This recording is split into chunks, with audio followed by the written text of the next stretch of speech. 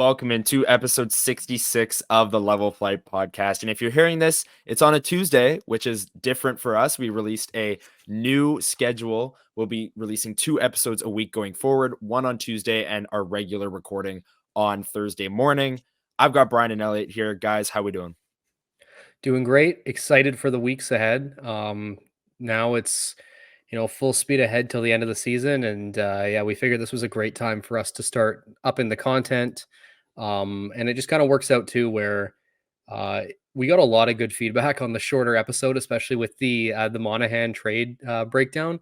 So It seems like a perfect time for us to just like dive right into these a bit more condensed episodes, looking somewhere between 15 and 25 minutes. Depending on, because there's some weeks that there's just not a lot to talk about. Like, let's be real. This will be a great opportunity for us to put out more content that's a bit easier to digest.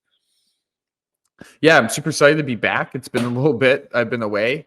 No, I'm super excited for this new schedule too, because I think it allows us to not have to skip over stuff because it's been a week. It'll be like, okay, with Max, it's been a couple days. So it still gives us a chance to not really miss anything. And you guys get more stuff. So I think it's a win-win for everybody. And I'm excited for that first live stream. We haven't done one since last year at the trade deadline.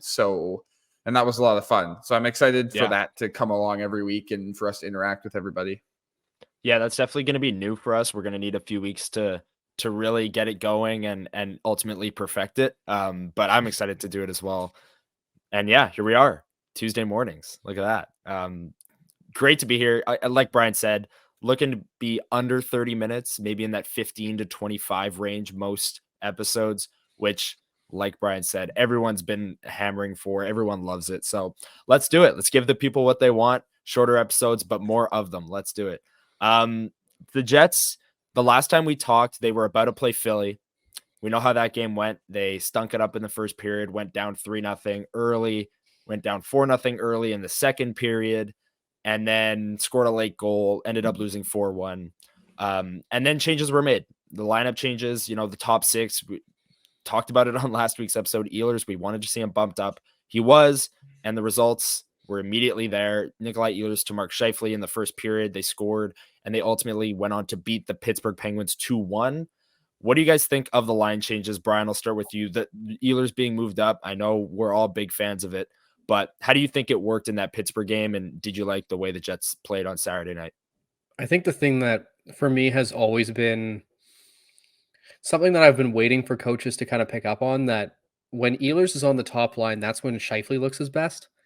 They have such incredible chemistry that we have been able to see, for a longer period of time this year, because for years we've been, deprived of it, because either it was, an issue where Kyle Connor took him off the top line, then it was Blake Wheeler, and you're now seeing like that setup on their 2-on-1 goal was just a thing of beauty.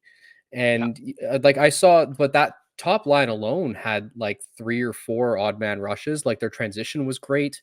I thought they that lineup was really good. The unfortunate part of it was, though, that clearly the game that Gabe Vilardi had in Philly rubbed the coaching staff the wrong way, because not only was he dropped off the top line, he put himself into the Cole Perfetti role, which is, we're not going to play you in the third period when things are close. Which is nuts. And it's because of that first goal, like Philly's first goal. Like I said, the back check was there. Like, no issues with the back check. He's step for step with the guy. And then both players get to the crease, Vilardi and the Flyers player, and Vilardi just kind of drifts away. And it's like, okay, you do all the work to back check and be in the right spot, and then he just drifts away. Yeah. And like you said, he got demoted to the 4th line in that game. And then in the Pittsburgh game, Perfetti, Barron, and Vilardi, they were the victims of a short bench. Monahan was put with Iafallo and Nemestikov as like a defensive specialist line that Rick Bowness said in the postgame he really liked. I think they're going to start doing that going forward. And it's really interesting because we've known Gabriel Vilardi to be a good defender.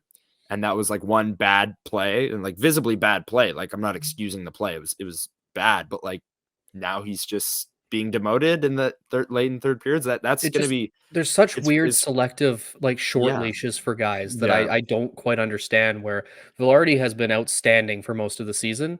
And he has been bad as of late. As of late. Yeah.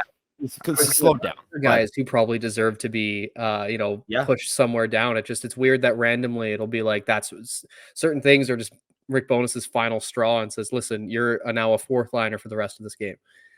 And also Morgan Barron was the guy that would jump up for Cole Perfetti when Yeah. Perfetti was the guy getting benched. Now Barron joined Perfetti and Velarde. I don't get. But Elliott, your thoughts on the Pittsburgh game and the lineup changes in the top six?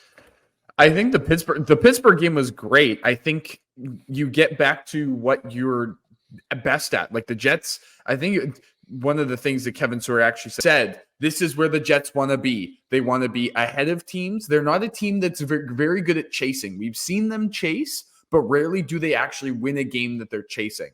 The Jets have been much better at holding a lead and keeping an advantage rather than trying to get back at a team. So for them to get the first goal, I think was big for them. And that first line was just like from the jump. Like I was coming from a Winnipeg Wild game, doing their broadcast stuff, and I was on my way home and I'm listening to the game on the radio. And like within the first 15, there was a Scheifele had a chance to shoot and not going to get into that because that could be a whole different discussion. But I think just from initially the jump right away, them having the exchange between Ehlers and Scheifele and them having a chance right away signified to me that, okay, this is the game we're going to have. The first line's going to be rolling. They're going to do their thing. They're going to generate a bunch of offense and hopefully something comes of it. I will say that Rick Bonus's comment about somebody asking them that, how do you think they were playing tonight? And he goes, oh, they were flying. I've never seen them like that. What do you mean you've never seen them like that? Every game that they were together, they looked like that. It's not that I'm trying to say that Rick Bonus doesn't always see some things, but it feels like he's sometimes, like how Brian said, he's selective in when he has a certain leash. I think sometimes he's selective in what he sees at times in certain guys, because it really feels like sometimes he doesn't see this chemistry that I really don't know where it's come from that Ehlers and Scheifele have. Because it's not like they've played together on the line for years and this is a recent change. They don't play very often, like ever, right? And so, but for them to have this chemistry and then for him to go, oh, wow, they were flying. I was so surprised. I looked at my phone and had to do a double check and go, what do you mean? Every game that they were together when Kyle Connor was hurt, but I understand that I hate that it took the Philly game for them to make a change. And Mike McIntyre of the Free Press had said, when are you going to go back to that line? And Bonus said, oh, well, when we need to. Well, it only took a game because they, it took 3 goals and a shorthanded goal to start the second period in the Flyers game for him to go, all right, that's enough, which I think the Jets actually looked better from then on. Once he changed the lines back to Ehlers on the top line, not the whole Perfetti and Velarde thing, I must say, but that's a whole different discussion. But yeah, I thought the Jets were good against the Pens. Well, yeah, we can talk about that, the second line as well with Monahan in the middle. Just to wrap up that point, it felt like Kyle Connor was like the third wheel on that line. Ehlers and Scheifele were just dancing, and it was fun to watch because they clearly have chemistry. And I mean, I get it. Like they wanted Connor, Scheifele, Velarde to work, and those guys have been hurt. So I get like giving them a few games. Like in hindsight, like in the moment, you want to give it a good chance. Yes. In hindsight, looking back on it, like in the moment, like during the Philly game, it was like, how are they not switching the lines right now? It's like mind boggling. But like in hindsight, it's like, all right, Connor, Scheifele, Velarde have all been hurt this year. They wanted to give it a few games. Okay. And it resulted in a 5-game losing streak. And that's the consequence. And they made a change now. And I think they're going to pick right up where they left off before the 5-game losing streak and just go back on a roll if Ehlers stays on the top line. Let's go into the second line. In the middle of it, Sean Monahan. What do we think about his first 3 games as a Jet? I will say, just visually, eye test wise, I think he's been better each and every game. This last game against Pittsburgh, he had Perfetti and Velarde on his line. A slower line in terms of foot speed, but I actually thought like they're moving at the same pace, so it doesn't really matter. Like there are times where off the rush, they're going to get backtracked, but that's going to happen. And if they can cycle the puck, then it doesn't really matter. What have you guys thought of Sean Monahan's first 3 games as a Winnipeg Jet, Brian? I think you're dead on where you said he just looks a little bit better each game. I think he's getting more comfortable. There's still like some little things where you can tell that he's still trying to sort of acquaint himself with how the rest of the team plays, where maybe there's a bad turn or some sort of pass that misses, where it's like maybe he's a step or so behind. But I'd say like in the like each game you see less and less of that. I think he's been fine. Like I feel like I wasn't anticipating him to come in here and put up 5 points in 3 games to kick it off. But like at some point or another, he's going to start producing, I think. So I'm content with what I've seen so far, and this little stretch run here is going to be key for him to really starting to sort of like he's comfortable. Let's see him produce now.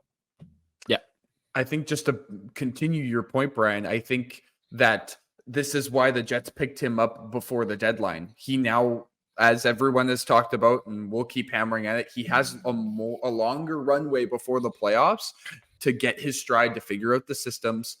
I think the one thing that I've noticed, even in that first game against the Pens, was his vision. Like he is a passing wizard, not just on the power play. Like he's set up a couple guys on the power play where guys, it's like in basketball when you get somebody new in your team and they're a playmaker and they see a pass that you're not used to seeing. It goes right past you, right past your shoulder. And you go, oh, I wasn't even thinking that you're going to pass that because I'm not used to that person or somebody else doing that. It's happened a couple times on the power play where he's had a nifty little pass into a tight window and whoever's been in the middle or whoever across the ice isn't ready for it because they're like, oh, I'm not expecting you to throw that because I didn't know you could do that, right? So I think him just being able to make these little passes and make these little moves and put the puck in certain spots for guys is huge. And for a guy who like Vilardi, who we've seen when he's on is really good around the net, where a guy like Mark Scheifele or Kyle Connor aren't Mark Scheifele is a good passer, but he's not a pinpoint passer. I think when Vilardi's standing in front of the net, we've seen a couple times where he finally gets a pinpoint pass right to his stick and he's right in front and he smashes one home. I think we might see that a little bit more down the stretch with Monahan being able to fit the puck into tighter windows and, maybe put a little float on something to get it there. So I think him being down the middle, yes, there's been a couple growing pains, but I think there's been way more good so far than bad. Yeah, I agree. And the thing you mentioned there about his vision, I totally agree. And I think that makes him a perfect fit with Cole Perfetti. They both just see the game very well and they can read off of one another. And Gabriel Vilardi does too. Maybe not at that level. Yeah. Like he's more adept around the net, like you said, but they're 3 of the smartest forwards this team has. Like, so I think they'll work together, and I think that line should have a few games together as well. I think they will. Somebody just on that line needs to step up to score. That's my only problem. Velarde, I think, is gonna be fine. Like he hasn't scored in a long time, and the break maybe didn't help, but.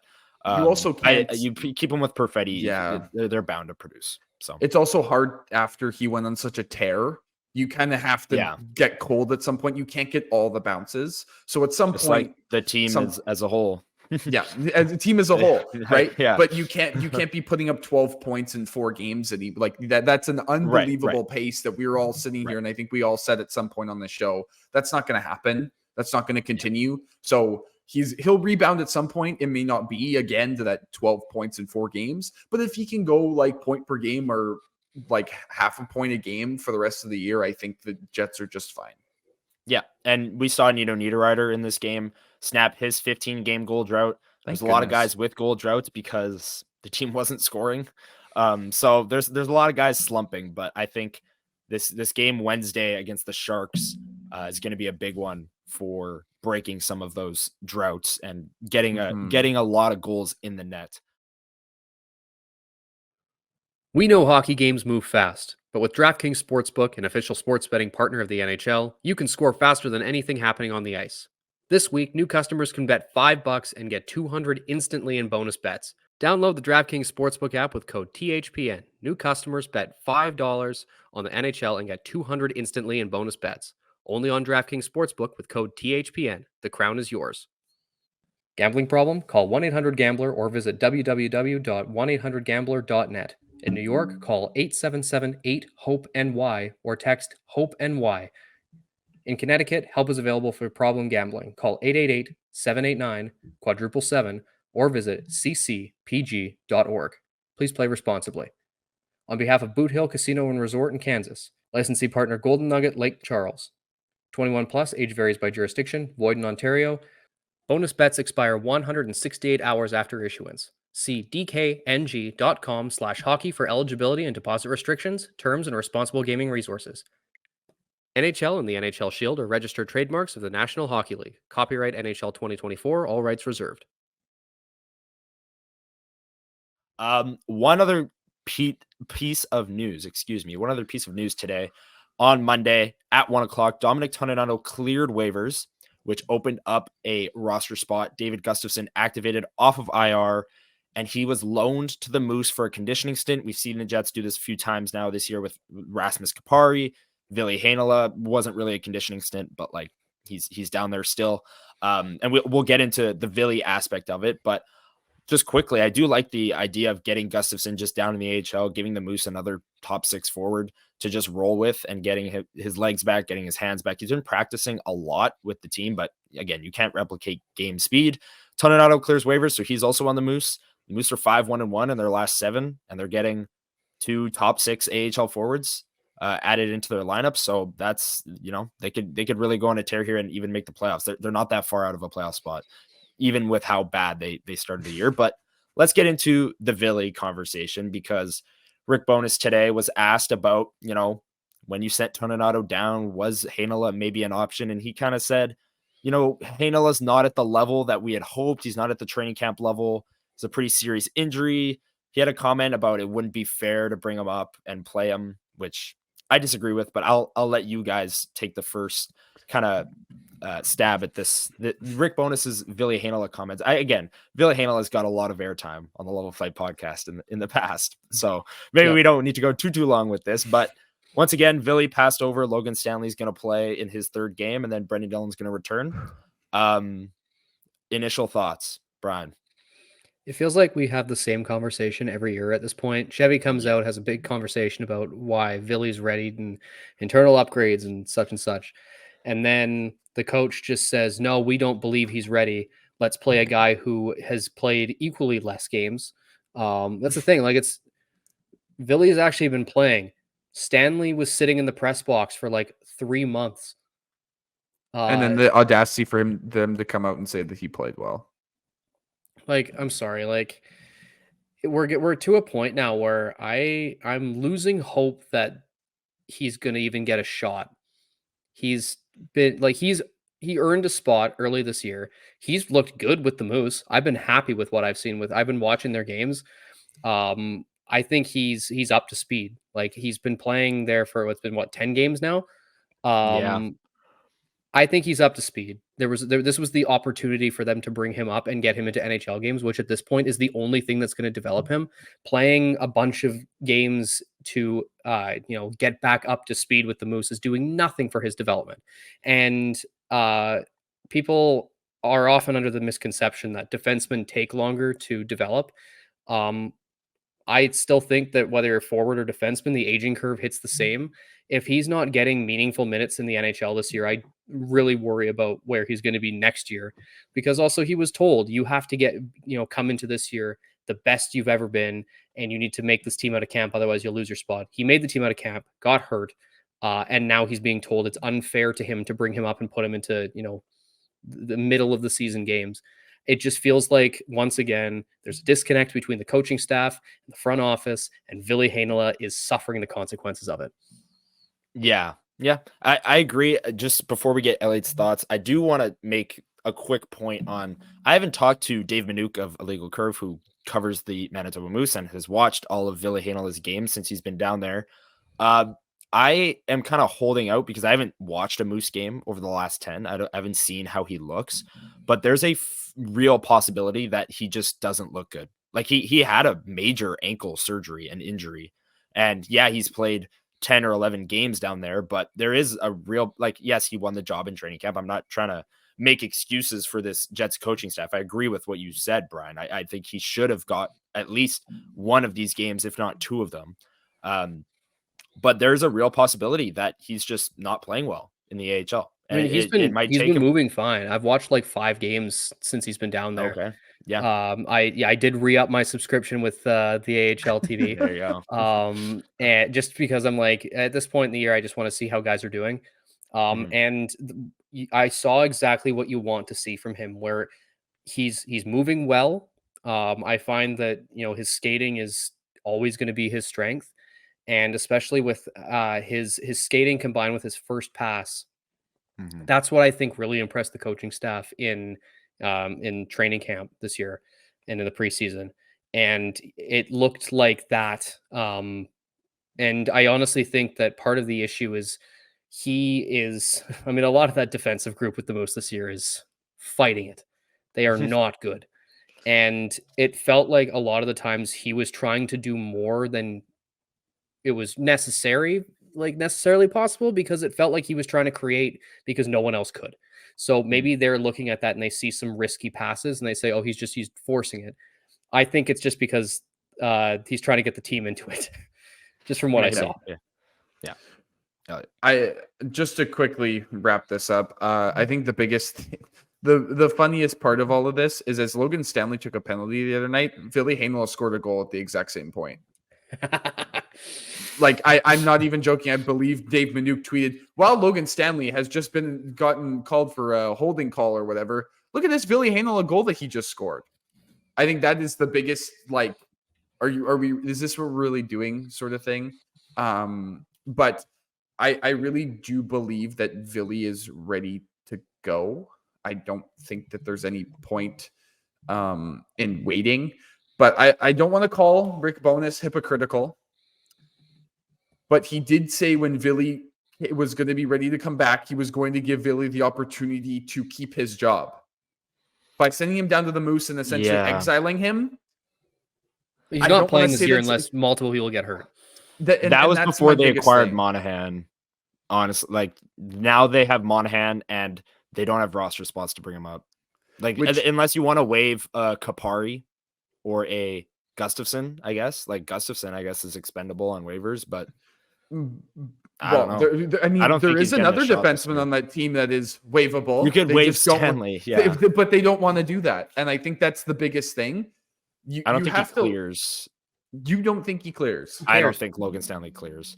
Well, no, I think they would hold him because he could get an asset at the deadline. I think they're. I think he clears 25 times over. Like, I really think that they could call him up, send him down for 25 days straight, and he'd still clear every time. It would be better for the Jets if he gets claimed. There's no way he passes through. 6'7" defenseman who's still like, what, 24, 25? Yeah. Yeah, he gets. No, I'm not even going to get into that discourse. But he gets to quickly finish my point here about that all. I think it's being a little hypocritical from Rick Bowness to not at least give him a shot. Fine, if he doesn't look good after his do his conditioning stint, play the couple games. If he doesn't look good, then fine, send him down the Moose, get him more games until he's fully ready. But if he's ready to go, play the man. His ceiling. This is again.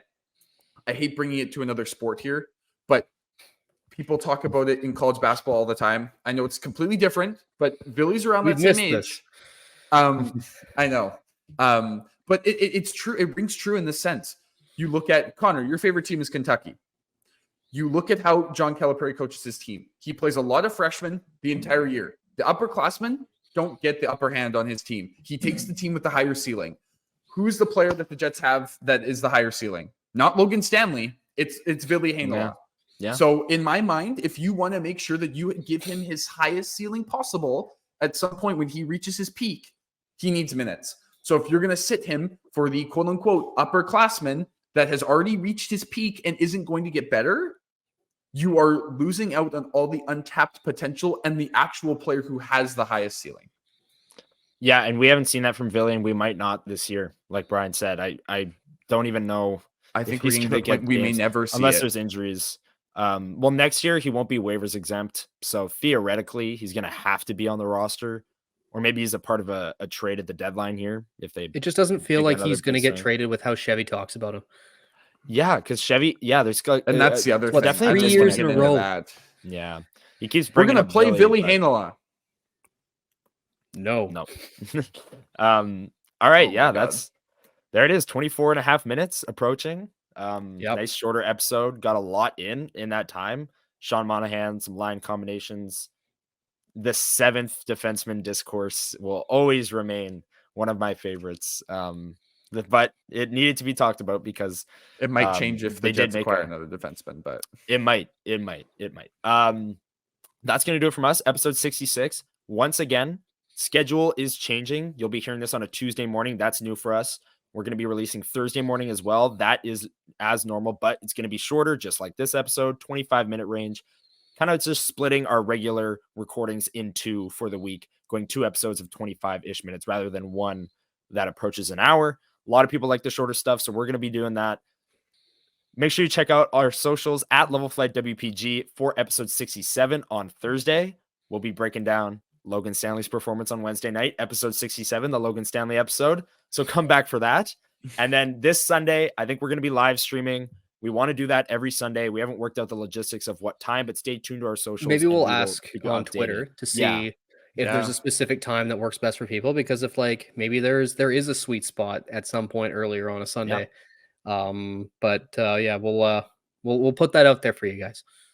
Yeah. So from Brian, Elliott, and I, thank you for listening to episode 66. We will see you and hear from you on Twitter at Level Flight WPG, and we will see you Thursday. Have a great week, everyone, and enjoy the game Wednesday night. See ya. peace.